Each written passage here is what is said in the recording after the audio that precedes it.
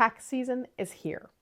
Let's talk about 3 ways that a buyer could use their tax refund money. If they're getting a nice little chunk for a tax refund, let's talk about 3 ways that they could really use that money to help them afford a home in 2025. Hi, I'm Charlotte. This is Recharging with Champions, and you know I like to give you video ideas that you can put on your own social media to help your clients be able to buy a home soon.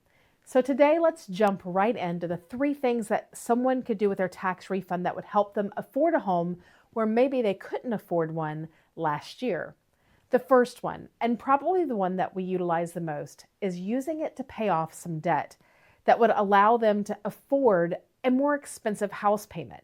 We know affordability is such a hot topic right now. We've had lots of episodes talking about the affordability problem. So rather than using that money for down payment or closing cost, because there are loan options we'll discuss later that don't need that money, let's talk about using the money to pay off a debt that would reduce their monthly outgo and really help them afford a home in this market.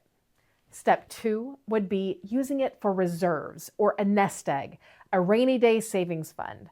A lot of times when somebody buys a home, especially if they're utilizing one of the no money down programs or low money down programs, they might need some rainy day funds, or what we call in the lending industry reserves, in their bank account after closing. Nothing like having a tax refund sitting in that account that is used for a rainy day fund, money that's not used for closing necessarily. It's not used to pay off debt. It's just used to show that they have some savings to where if something comes up and they need to fix something on their house, or maybe they don't get to work their normal hours and their paycheck is a little bit low, they've got some money saved away. Option 3 is the no-brainer. It is using it for down payment or closing costs. Now, most of the time, a tax refund wouldn't be enough to cover an entire down payment for, say, an FHA 3.5% down or a conventional 3% down.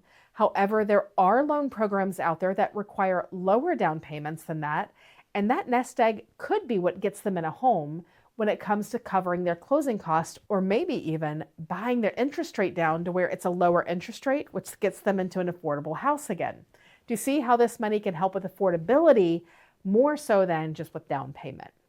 Make sure you share this on your social media. It is tax season and people are going to be getting refund checks. Let's make sure they know the best way that they can use that refund check when it comes to home ownership. And by the way, before you go, don't forget, our members only site is live. And right now it is free for anyone that signs up while it's in beta. If you sign up now, you're going to get it for life. So go check out the Recharging with Champions site. You're going to find scripts, templates, ideas, and some private events that you just might want to go to if you're interested in doing video on your social media. We'll see you tomorrow, and happy video making.